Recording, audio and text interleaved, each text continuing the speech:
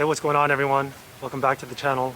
So today I wanted to talk about, let's say, Bitcoin and the surrounding narrative around Bitcoin and how, the Bitcoin conference, a lot of things are going on, a lot of ideas or same idea is going on, and new things are added on top of it, like Bitcoin ordinals and things of that nature. I think a lot of people, when they say that they understand Bitcoin and that's going to be the reserve currency, a lot of maybe people that just got into Bitcoin this year may not maybe understand exactly what they're saying. What a lot of newer people are hearing are probably that the world is going down and Bitcoin can't fix it. Because the reason why the world is going down is because the world system, the world engine is not working. And that world system is a financial system. This is the same argument that the gold people had. What they were saying is basically they need money that is not expandable and not contractible.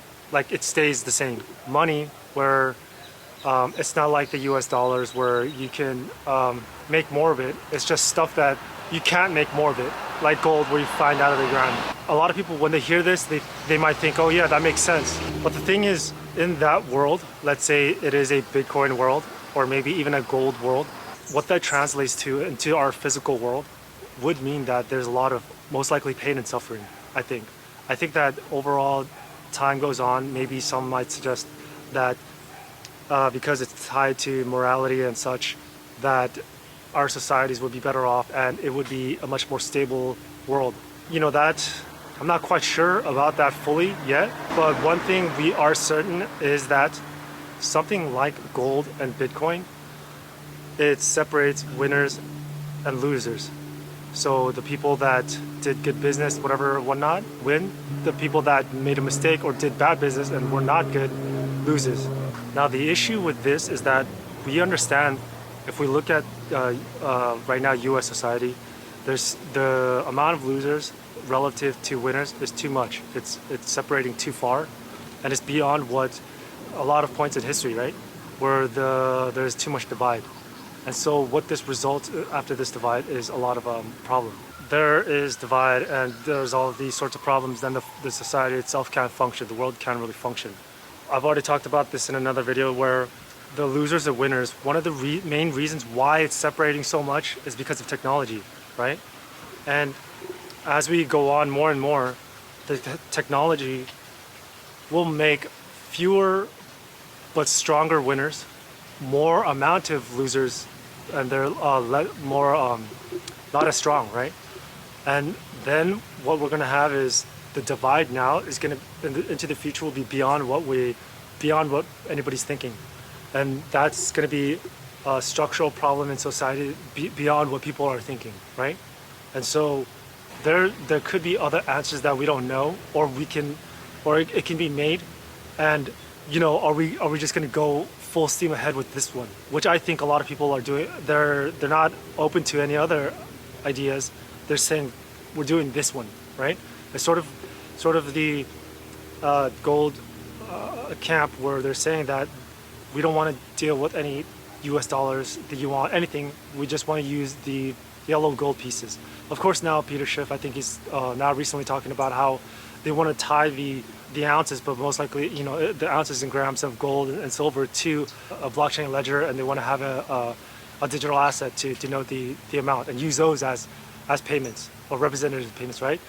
And so again, this is based on the fact that they believe what they're saying is fully intact. There's nothing else, and their solution that they're offering is that's the solution. There's no other solution. And if that's the case, sure, I guess everything's found out, it was easy. But what I'm trying to say is that rather than being tied to any sort of dogma, I think that the world and people have an opportunity to make and shape the narratives and worlds that they want. This has been the case relatively most of human history. But at this point, we have an opportunity to do that again, right? As humans in countries around the world. And all I'm suggesting or all I'm questioning is that the Bitcoin is going to become the world currency, and we need to make it so, and everybody like us needs to be in the same mission. You don't want other people in your pack, stuff like that. Are we totally sure about that?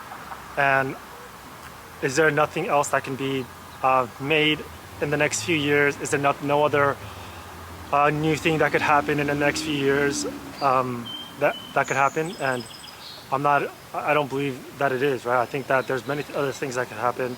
The results from the volatility of the world, translated from, let's say, the system, the engine. I think there's a lot of things that could happen that we don't know or foresee yet. And so therefore, jumping the gun, ahead like this when it comes to the vision of, let's say, hard money or Bitcoin and gold, I'm not quite sure about it. But the reason why I guess I'm, asking is maybe somebody else can make me fully understand what exactly is there another portion or piece to this that I don't understand. And I'm constantly updating my thoughts about it. And even after all these years, Bitcoin becoming a world reserve currency is an interesting one where I will keep a close eye on. I myself have talked about how I would prefer that we use these behavioral mechanisms and social influence structures to our benefit and not shun them. And that it appears when it comes to robotics, the outpacing is too fast. We can't use these mechanisms, these different strategies to try and, let's say, dampen or go through all the hard times, but we don't have to lose like a bunch of the human population, trying to do this. If you guys have any other ideas, any thoughts, let me know. If you have any thoughts about the SDR, then let me know too as well. If any of you think the SDR is actually a good idea, that a basket of these currencies, and we continue on forward, which I think is that's totally possible to happen with the things that we're seeing. I do think that this is not going to be an instant process. There are going to be bouts of force, I think. Extreme pushes can happen where, some people are talking about this is the reason why people will flow into Bitcoin and whatnot. But I guess we'll go down the line and see what happens, because the movement around SDRs or CBDCs are happening. We're seeing it right now, and their vision, their action, it gives you a hint that the strongest decision makers of this world order is not for sure saying Bitcoin is going to be a reserve anything, right? And they might not even like crypto or anything. But those are just my thoughts. If you guys have anything to add and help me understand about Bitcoin becoming a reserve currency, then let me know. But other than that, good luck.